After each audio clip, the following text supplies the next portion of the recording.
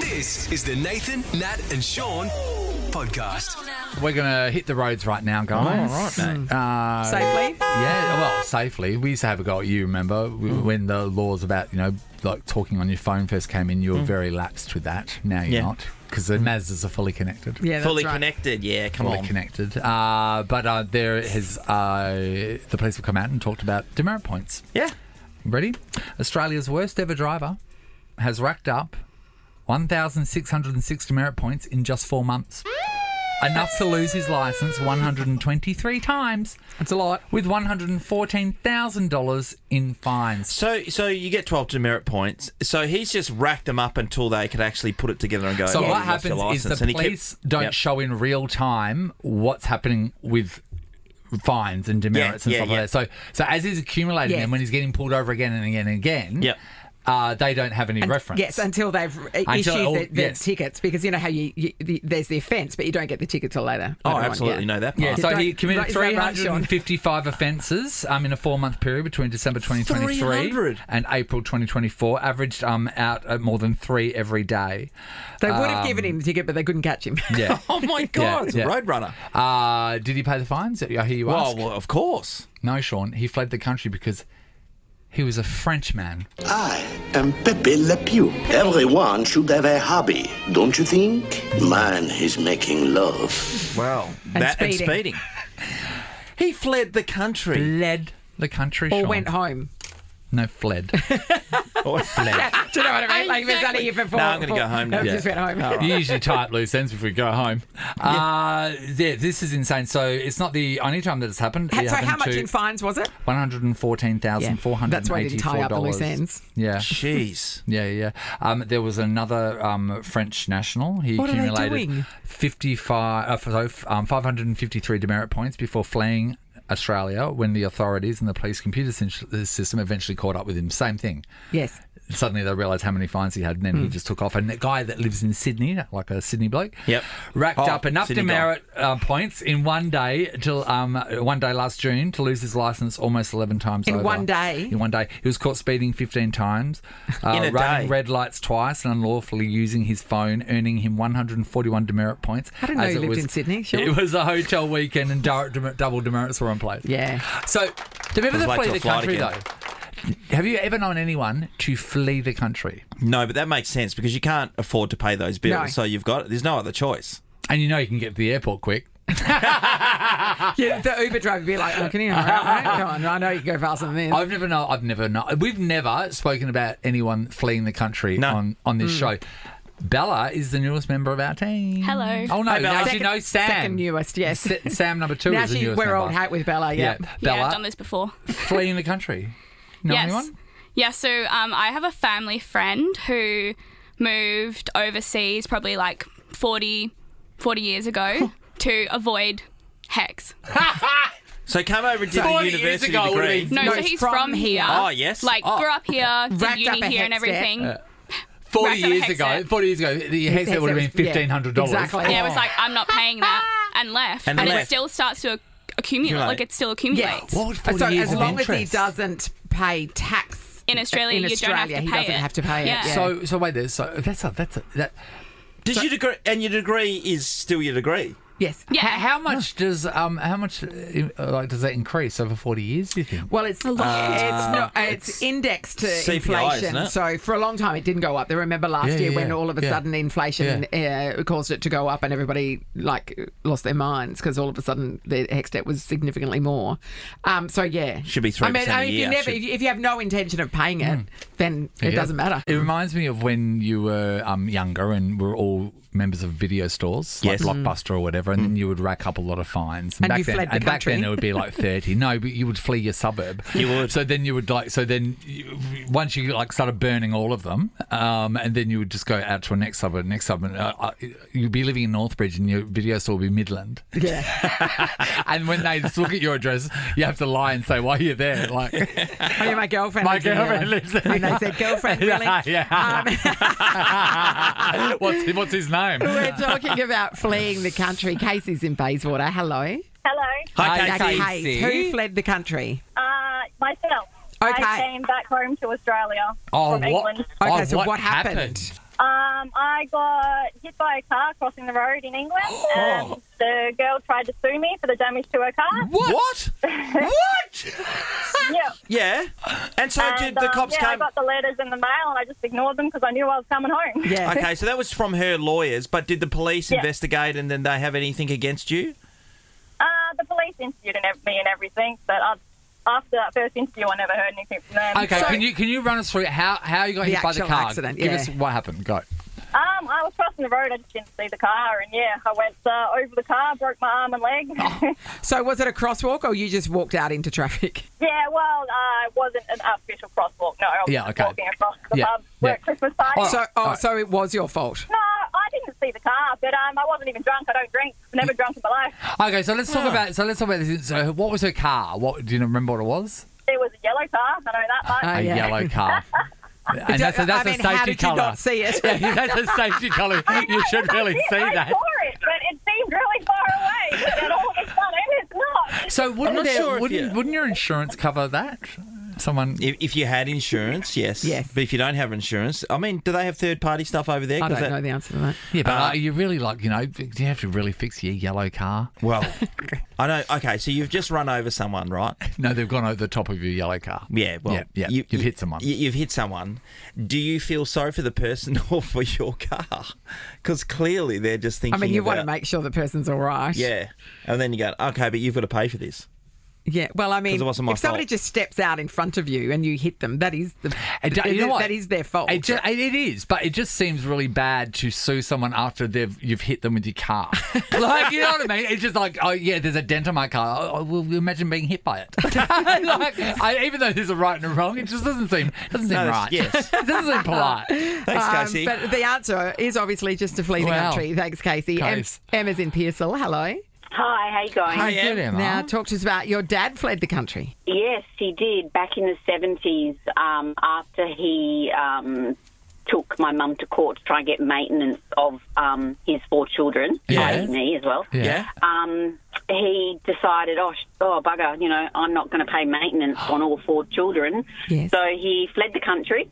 We later found out years later that he went to New Zealand. Yes. And then 16 years later, he waited, because I was the youngest, I am the youngest child. Yeah. He waited until I was 16, and then he contacted us all, because once you turned 16 back then, you didn't have to pay maintenance. Yeah. So he then contacted us and said, hey, do you want to have a relationship together? And, what was your answer? Oh, I said no, I wasn't interested at all. Did any of your siblings say yes? The older 2 did, because they were older. When, they would have remembered him. Yes. Yeah. Correct. But, we all still think he's weird. And, so and not great with responsibility. No, exactly. So he stayed in New Zealand for a while, and then, but again, up until the 16 years, and then he moved over to New South Wales and lived there. How much money do they say it takes to raise a child? Is it $1 million for each child or something? Do you know how much the court ordered him that he was supposed to be paying, Emma? I don't. You don't know. I think they're saying it's $1 million to raise a child from that to adult. So, I mean, really, he'd saved $4 million. And maintenance is tied into your income, so it would depend on how much he made. Yes. But... yeah, I mean, he's a deadbeat dad is what he is. Just call it what it is. And then 16 on the he fled the country, he and then rings. as soon as he wasn't financially responsible, Do you reckon he put an alert in his phone? Yeah. Oh, So, here we in go. that time, Emma, no birthday presents, no Christmas presents, nothing, no contact until you turn 16. No, nothing whatsoever. That's not great. Wow. Fathers, don't do that. Yeah, don't. Don't. Be like Shaun and pay for everything. That's right. Everything. This is the Nathan, Nat and Shaun podcast. So there's a movie out called Terrifier 3, Art the Clown. And Emma Clark, who is a Rotten Tomatoes writer that lives here in Perth, by the way. I'm very impressed by that. She writes about Rotten Tomatoes. Yes, Yeah, Shaun. So she ended up going to see if it was true, all the tales of people passing out and injuring themselves. And here in Perth, 2 people ran out. The guy was completely queasy, and his mate had to actually take him home. And one girl ran out, and she gashed her head open. So it's real. So we're talking about real, full-on reactions to movies that you've seen. Yvette. Hello. Hello, how you going? Hi, Good, Beth. Have you been physically or psychologically traumatised by a movie? Yeah, both, but it wasn't a movie. I actually studied film back in the day. Yeah. And in one of my units, it was Australian cinema, and essentially it was like a silent movie, really grainy film, flashes of black, and then this, like, you know, woman panting, and then it ended up being a childbirth scene. Yes.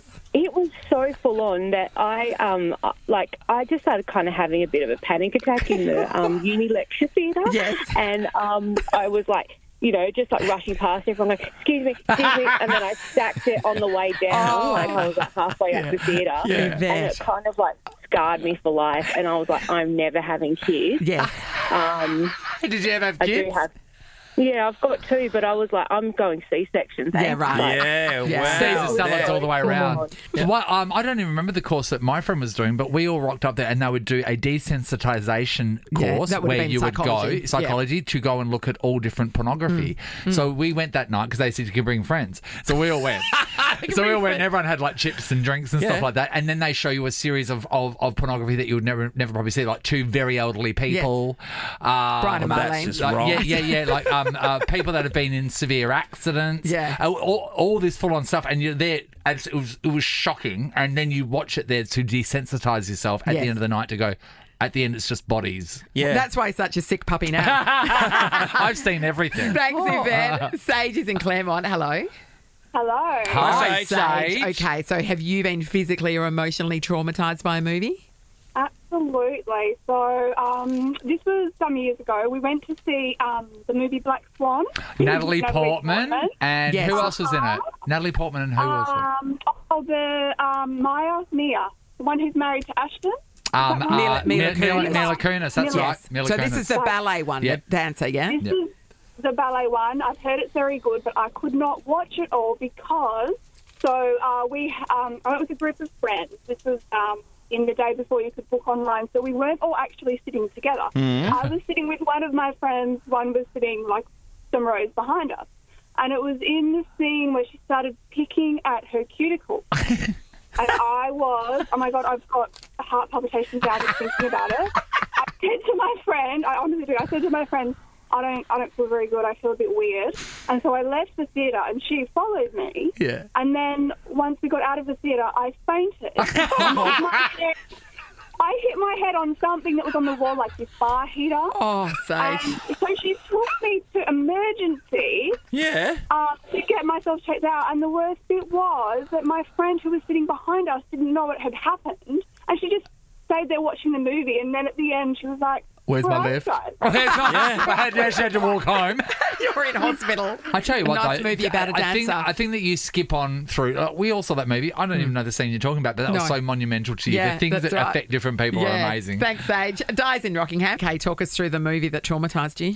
So it was actually my husband's auntie, and it happened many, many years ago when The Godfather was out. Yeah. And he was at the movies, watching the movie, everything was fine, and then there's the scene where there's the horse head in the bed. Yeah. Yes.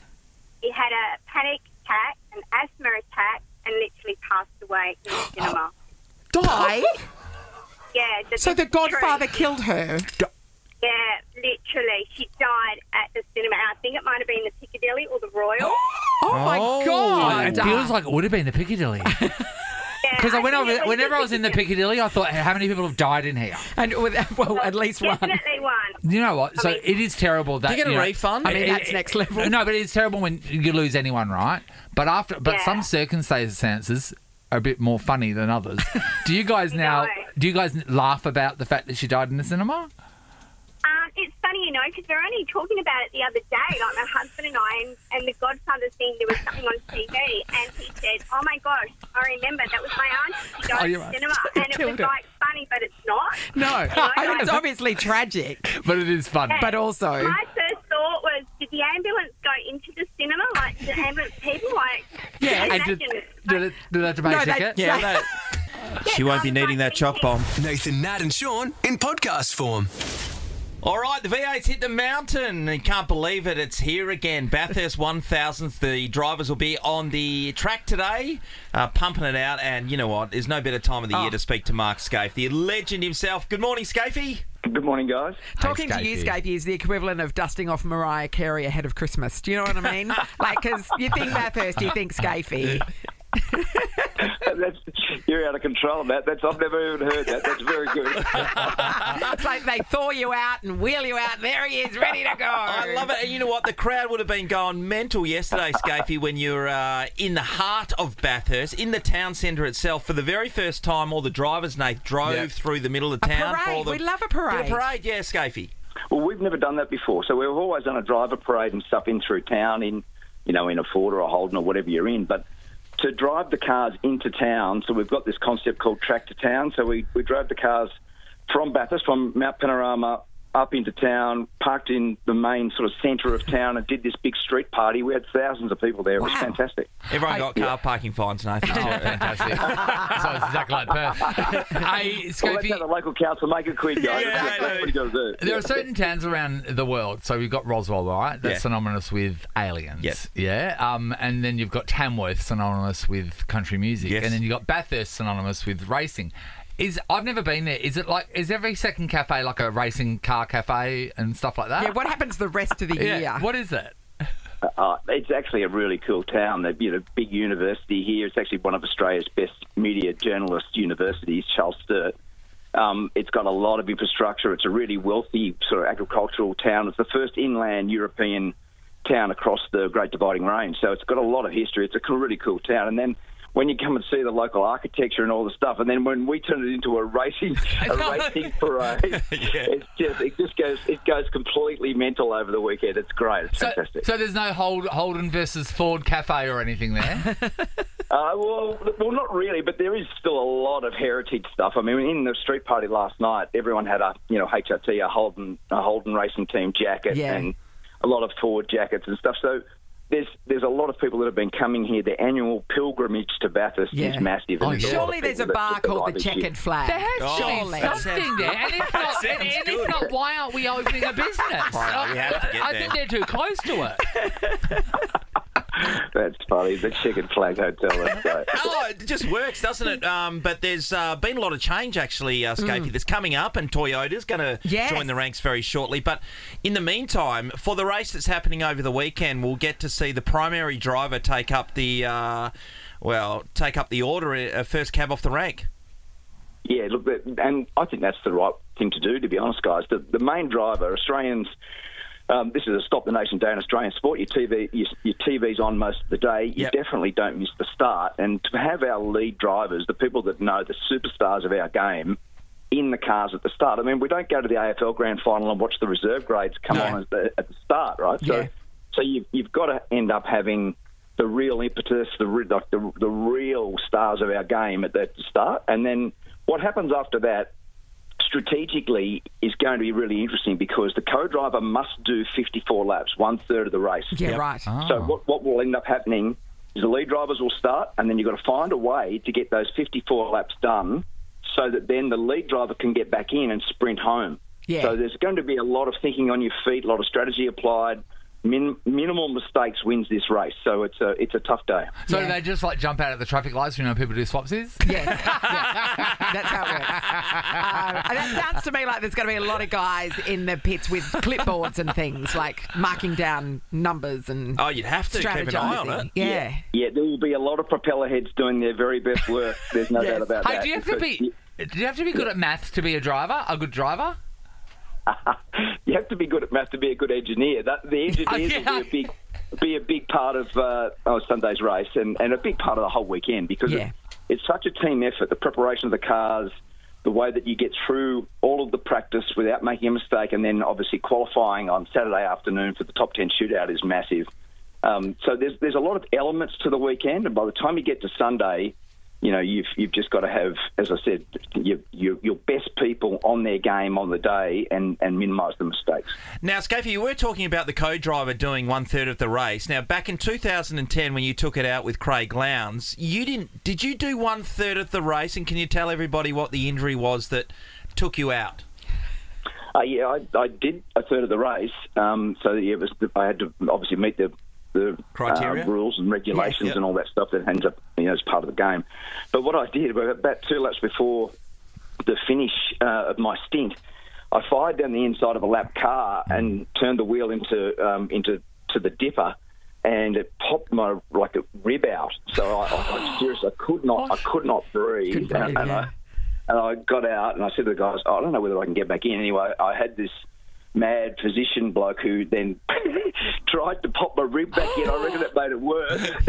So I ended up saying to the guys, Lowndes is going to have to finish this. So he did 3 stints and we ended up being lucky enough to win it. So it was a big day amazing. for Craig after that. I didn't know that could happen. Are people's ribs popping out left, right and centre? What's the deal? Yeah, it's like it happens in your back, basically. So I used to be a chiro-scaphy, so I know how painful it can be. I've seen a lot of people with this condition. Yeah, but it happens. Does that happen often? Yeah, relatively often. Scaphy? When you're going through the dipper? Yeah.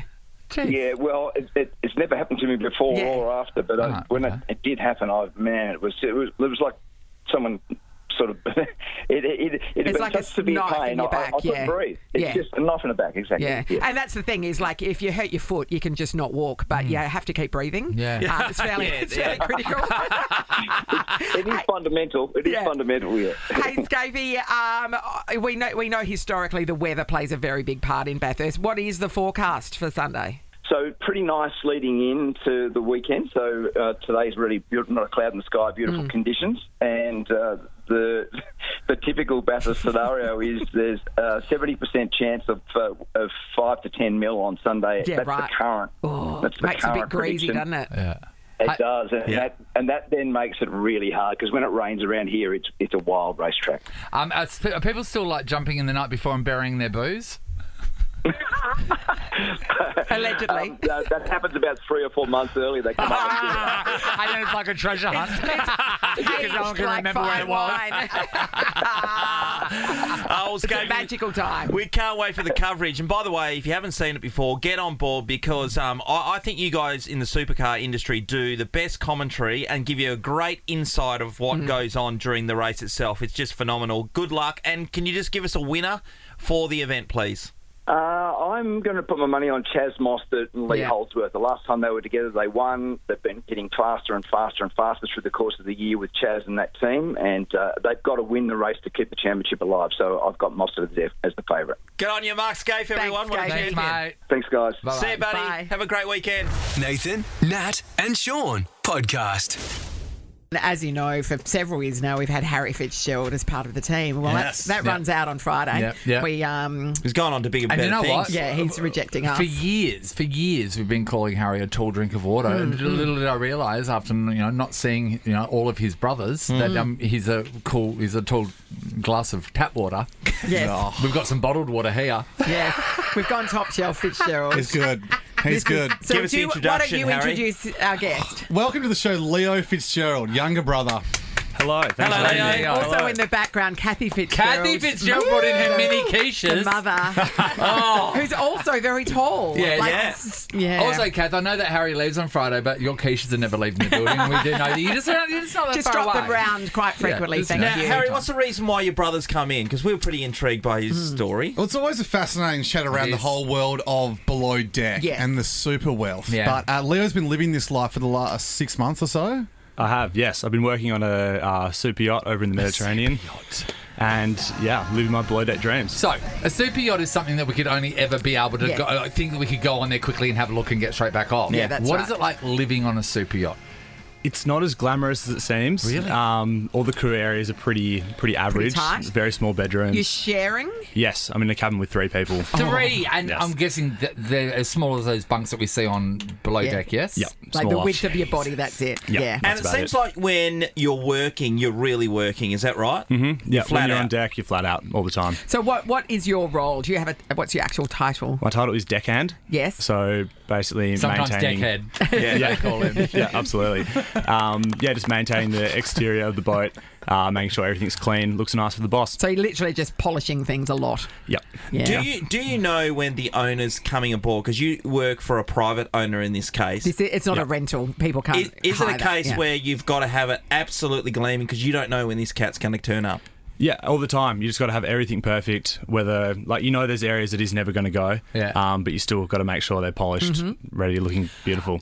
But this owner is always on board. Oh, is he? So it's he doesn't leave. It's a tough situation. Oh my God! in this Because case. this is the thing. Because usually they're never there. Yeah. Like they're never there. So basically, like when This the owner guy's comes, actually they're using intruding his into your super yacht. home. Yeah, he lives on board. So, But when he wants to go to town, he what does he do, Leo?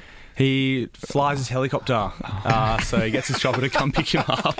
Of course you will. I find it hard to get parking for my helicopter, so I never use it. That's amazing. Insane. So what's the boat worth? Do we know? $120 million US. And how long is it, Leo? 86 metres. 86 that's massive. metres. Yeah, it's huge. And the propulsion system is so unnecessary. Yeah, it's got a Rolls-Royce like jet plane engine in the back. How fast? What speed could you get up to if it chose to? Top speed of 36 knots. What's that in kilometres? Oh, that's flying, mate. About 70 kilometres. That's pretty that's quick. flying, It's though. pretty quick, yeah. So that would pretty take quick. you about 15 minutes, 16 minutes to get over to Rotto on a ship that size. Yep. A ship. Yeah. Yeah. That's amazing. Leo, working and living on this place, do you get to see the boss or the owner often, and can you interact with him normally? We do see a lot of the boss. Interaction, not so much. So don't look him in the eye kind of deal? Yeah, I'd try and say good morning to him every time. Yes. Do Only you got to curtsy? reply once. Oh, really? Only once, yeah. Wow. So Every he day. doesn't even see people. No, he doesn't. You know what I mean? Like, you're just so rich. You're so rich you don't see people of a certain price. That's insane. And how many staff members? We've got 28 crew on board. 28! Yeah. And most don't get a reply from him. The people The who are a bit more higher upwards, up to, yeah, but just me as a deckhand, no. Any hot chicks on board? There's a couple. Okay, so like on below deck, Delicately we see a lot asking. of people using their decks. Amongst the crew, is there a like lot you're of hooking up, that kind of thing? Yep. Have you hooked up with a fellow? Not personally, not yet. Okay. At least. Have you got someone in your sights? Can't be easy when you're in a single bunk. Like it's. No, I mean people find a way around it. Like I'll be on night shift and I'll go into one of the back rooms down the engine room and find a few people that aren't really working. Oh, gotcha. Oh my God! Say no more. This, you know, what the dream would be for this guy that lives on the boat all the time, for suddenly a helicopter to come in, and then his like age-appropriate daughter gets off, and then sees you. Oh, and the then you super feel like wealthy one. and then you become involved with his daughter. Does he have a daughter?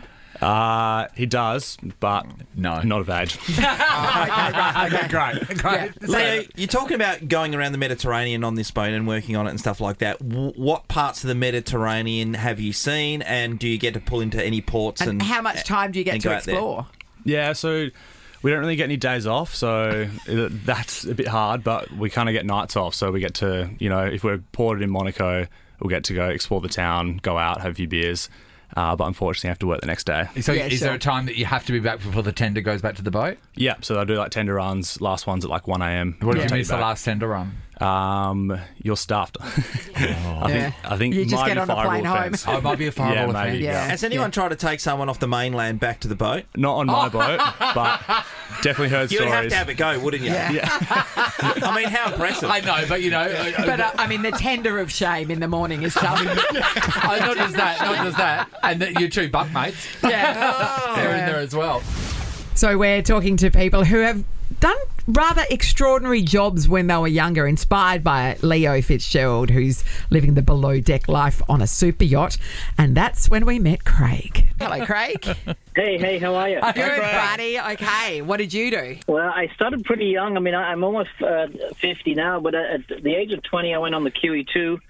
And I worked up in the Penthouse Grill and the Queen's Grill there, and I met, endless stars and names. Rod Stewart, Gene Hackman. Yes. Gene Hackman! Yes. They were coming in with their dogs, you could take your dogs on board, and it was transatlantics, and it was the high life, So I started... Wow, what a wild time that must have been. Yeah. So what was your role? You were a cook, were you? No, I was actually just a waiter in the Penthouse Grill. But the guy you were mentioning, the 23-year-old, in terms of below deck, you've got 1,000 crew on board, and you'd be getting it on all over the bar, place. Yeah.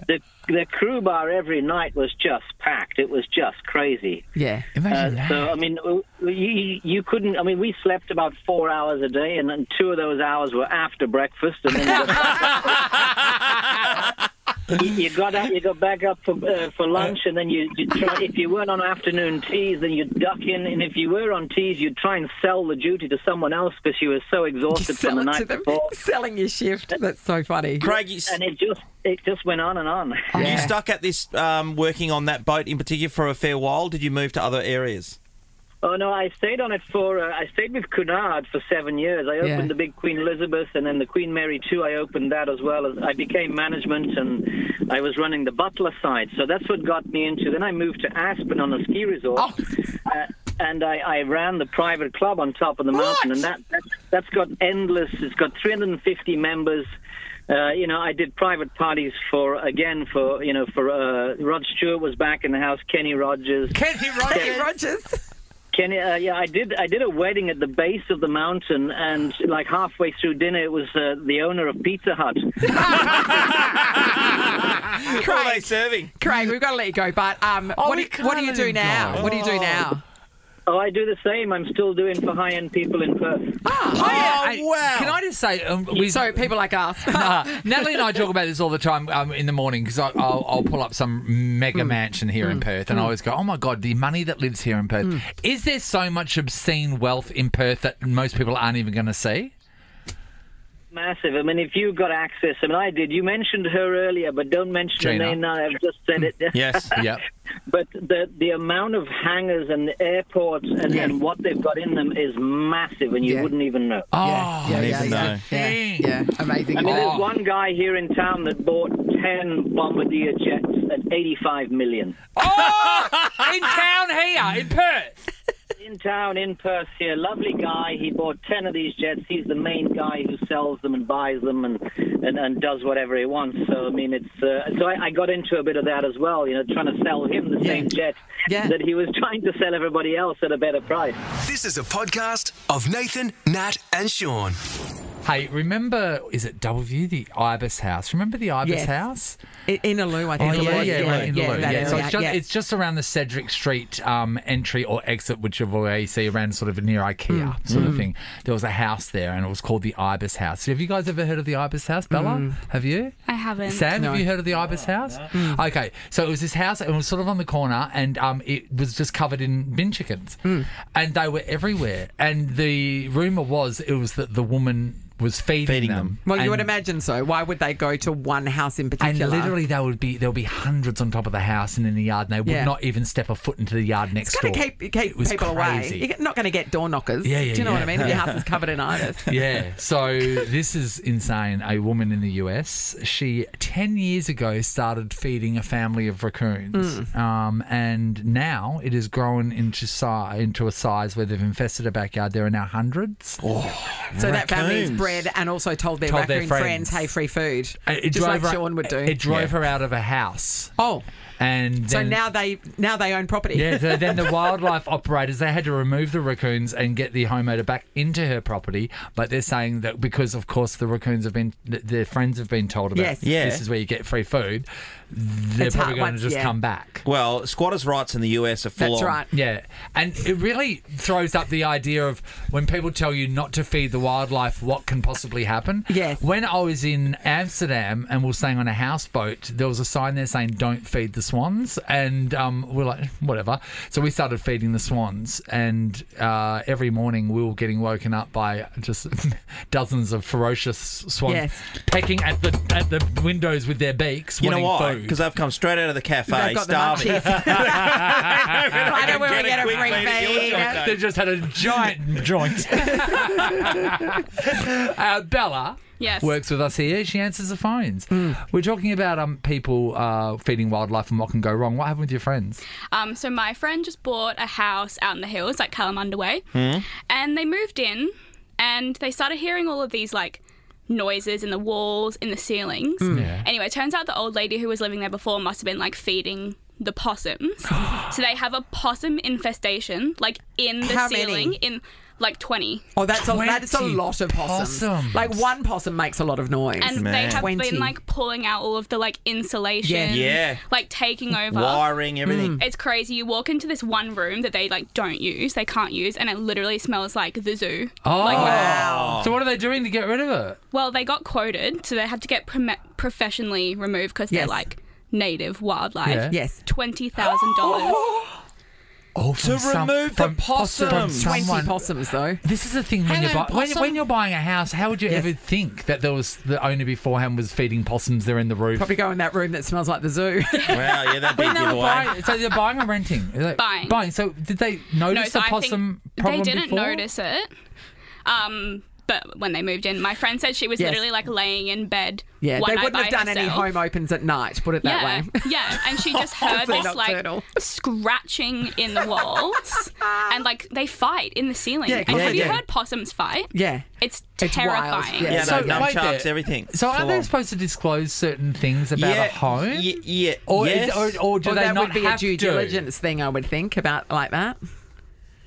That doesn't seem legal. Well, you can get an inspection Yes, done. that's right.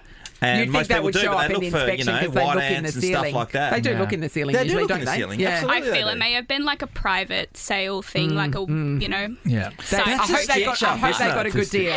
That's a stitch Look, up. we want to talk about the perils of feeding the wildlife. Yes. Have you fed the wildlife? There's and a now do reason you they tell us not understand? to. Now you understand why it's not allowed? When I was in America, I was doing a road trip in the deep south, and we were somewhere in rural Texas, and there was a drive-through wildlife sanctuary. Oh, yeah. And so they're In like Texas. in Texas, right? So we're like, That's very let's do Tiger that. King, isn't it? We'll do this, but there were no wild animals like that. No. But they give you a bag of pellets. Yeah. And the very clear instructions. They're like, don't feed them from your hand. Yeah. What you need to do is throw the pellets on the ground, Yeah. and the animals will come up to you. And we're like, oh, that's cute. And then we drive in. The first thing in the rental car, first thing we do is we see baby deer. It's like Bambi, like the wet-nosed little baby deer, and So they're beautiful. putting their nose up. And so the first thing I did was feed them from my hand, and the baby deer then jumped up with its little baby deer hooves and went scratch all the way down the door panel of the rental car. Oh, Natalie. Did that cost what you? happened? Oh, you had... No, we No just made insurance. sure it was super clean and dropped it off really quickly. Oh, yeah, and the yeah. guy, See ya. when we dropped it off at Dallas Airport, did not look very closely at it. Yeah. All And you really we need did not to bring do it to his attention. is park it near a wall. Yes, really close to a wall. He did the most casual lap of the car you've ever seen. And we're like, great, God. thanks, see you later. Yeah, we are going to find out why it's not a good idea when they tell you not to feed the wildlife. Hi, Jess. Hi, how's it going? Good, Jess. What happened? It's my auntie. Yeah. She was feeding magpies in her yard, Yes. and the swarm grew to about 8, and then they decided she wasn't feeding them enough. So now if she ever goes outside with food, they take it from her hand, or if they're sitting at their back table trying to have barbecue or whatever, they just swarm the table and go nuts. So now she can't eat outside. Because the magpies want whatever she's having. Yeah. But you want the magpies on your side because it is sweeping season right now. It is. Yeah. That's the toughest bird to have an issue with. It is, because they actually do have memory. You do. Yeah, so, they do. so really, They remember faces. Really, the only thing to do is to let them have the backyard. hand it over. Yeah. Jeez, mate. That's Isn't a magpies cautionary tale. the scariest thing growing up? Magpies were the most scariest Like bird. I've been swooped in and it like drew blood. Yeah. On my temple. Came from behind, bang, straight into my temple. But think about Vicious this. Think little about bugger. this. You can never have a backyard barbecue. No, that's right. Nothing. Well, you can, but you can only invite magpies. Yeah. Thanks, Jess. Robert's in Caversham. Hi, Rob. How are you? How are you? Good, Rob. That was We're the great. best intro ever, Rob. Thank you, Rob. Thanks for caring. Now, talk to us about the perils of feeding wild animals. Okay, we've been living at a place for 16 years and we've never noticed that our neighbours had peacocks. Yes. Well, one morning we finally got an introduction. Yeah. A beautiful, we didn't know at the time, males are the beautiful ones that fan out. Yes. And we wake up, we come outside for the first time, there's this beautiful peacock fanning its lovely feathers, And we said, oh, my God, how do we get and make sure this happens every morning? So we decide to feed this peacock. Well, of course, it comes back every morning thinking this is absolutely fantastic. Well, not knowing there's also a female that comes with a male. Yes. Yes. Well, hidingly, this female had other eggs, which were other peacocks. Yes. Cut a long story short, we've now got 20 peacocks that come to our house, not knowing that peacocks, they absolutely crap 10 to 15 times each. No. And they crap on everything. I'm talking your front doorway, on your windowsill, your car, your trampoline, your pool. Not the trampoline. Oh, yeah, not the trampoline. Well, that's what the kids keep saying. Please, Dad, not the trampoline. Robert, are you in the car right now? Is that where you are? Yeah. Who's there laughing their head off? Who's with you? I've got my partner. I've got my 2 children who refuse to get out the car to go to school to listen to this truth. Because all I'm saying is your partner, she's pissing herself laughing. And through the window. And so you can't stop because that'll make them angry. Where is the current peacock problem now? What are we living with? Well, you get out in the morning and they sound like screeching cats, and you can't get out. And sometimes you can't even drive out your own driveway because they're fanning. So what do you have to host? And if you do move your vehicle, they jump onto your car and they'll scratch and gouge it the whole lot. God. So you have to go out there with food and entice them out of your driveway so you can at least leave. So what food are you using to get the peacocks out of your driveway every morning? It's bread normally, but they love vegetables. They love anything that they can peck at. Hey, Rob, do you have to hose down the joint all the time with the poo? Unfortunately, constantly. They destroy your garden. It's incredible. But remember that first time you saw him fanning out his feathers? How majestic. And you want it every day? You've got it every day. Oh, you... Well, I asked for that, didn't I? Nathan, Nat and Shaun is a Nova podcast. For more great comedy shows like this, head to novapodcasts.com.au. Nova.